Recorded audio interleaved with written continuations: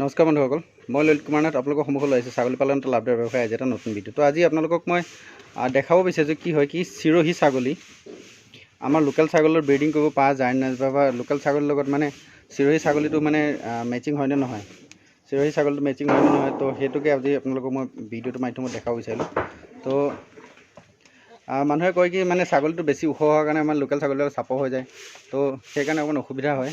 তো এই ছাগলীজনী আপোনাৰ গুৱাহাটী যাব আৰু এই মতাটো আচলতে গুৱাহাটী যাব, সেইটো বিক্ৰী হৈ আছে। তো মই আপোনালোকক দেখাইছোঁ সিহঁতৰ ব্ৰিডিংটো মানে অলৰেডি ওৱান টাইম হৈ গৈছে। তো নেক্সট টাইমৰ কাৰণে সিহঁতে আপোনাৰ চাব মানে চিৰহী ছাগলীৰ যে ব্ৰিডিং হয় মানে হাইট লাইনটো ধুনীয়াকৈ মিলে বা আমাৰ অসমৰ যিটো থলুৱা ছাগলী, তো ছাগলীটো অকণমান ভাল হ'ব লাগিব, ডাঙৰ হ'ব লাগিব, যেনে মাইকী ছাগলীজনী। তো এজনী আপুনি ভাল চাইজৰ ছাগলী হয় আৰু ছাগলীজনী চাইজটোও ভাল হয় আৰু মতাটো আপোনাৰ ধৰক ভাল মতা হয়। তো সেইটো হিচাপে আপোনাৰ দেখিছে 2 টাইম ব্ৰিডিং হৈ গ'ল, এজনী বিক্ৰী কৰা হৈছে, দাদাক ব্ৰিডিং কৰিবলৈ দিয়া গৈছে এজনী। তো এনেকৈয়ে আপোনাৰ মই সেইকাৰণে ছাজেষ্ট কৰোঁ কি অলপমান ছাগলীটো আপোনাৰ চিৰহী ছাগলী কি হয় হাইটটো কম হয়, আমাৰ লোকেল ছাগলীৰ লগত ধুনীয়াকৈ মিলে। তো সেইটো কাৰণে মই চিৰহীটো বেছিকৈ ছাজেষ্ট কৰোঁ, কাৰণ হাইটটোৰ লগত তাত ধুনীয়া মিলে। আৰু ইয়াৰ লগত কিছুমান কথাও আছে, সেইবিলাক কথা এটা মই সুকীয়াকৈ চিৰহী ছাগলীৰ ওপৰত ভিডিঅ'টো বনাই পেলাই আপোনাক আমাৰ থলুৱা ছাগলী আৰু চিৰহী ছাগলীৰ মাজত মানে ব্ৰিডিং কৰিলে যিটো ফলাফল হ'ব সেইটো মানে কি হ'ব আৰু তাৰপৰা কেনেকুৱা লাভ মানে পিছলৈ পোৱা যাব সেইটোৰ ওপৰত ভিডিঅ' এটা বনাম। ভিডিঅ' অলপ বনাই পেলাই আপোনাৰ মোৰ ঠাইত ইয়াত থকা ছাগলী চবখিনি মানে আপোনাৰ ফুল এগ্ৰেছিভ টাইপত হয় আৰু চব ব্ৰিডিং লাইকৰ হয় আৰু কালাৰ কম্বিনেশ্যনবিলাক আপোনালোকৰ সন্মুখত আছে। তো আপোনালোকে যদি এনেকুৱা ছাগলী লওঁ বুলি ভাবে চিৰহী আৰু এনেকুৱা ডাঙৰ মাইকী লোকেল মাইকীও যদি লওঁ বুলি ভাবে তো পাব। তো এজনী দাদাজনক আচলতে আমাৰ ইয়াত চিৰহী ছাগলী বা বিটেল ছাগলী ক্ৰছ কৰিলে 2000 টকা লয়, কিন্তু দাদাজনক মই ফ্ৰীতে কৰাই দিছোঁ, কাৰণ মোৰ কাষ্টমাৰ হয়, তেওঁক মই ফ্ৰীতে কৰাই দিছোঁ এজনী ছাগলী ব্ৰিডিং।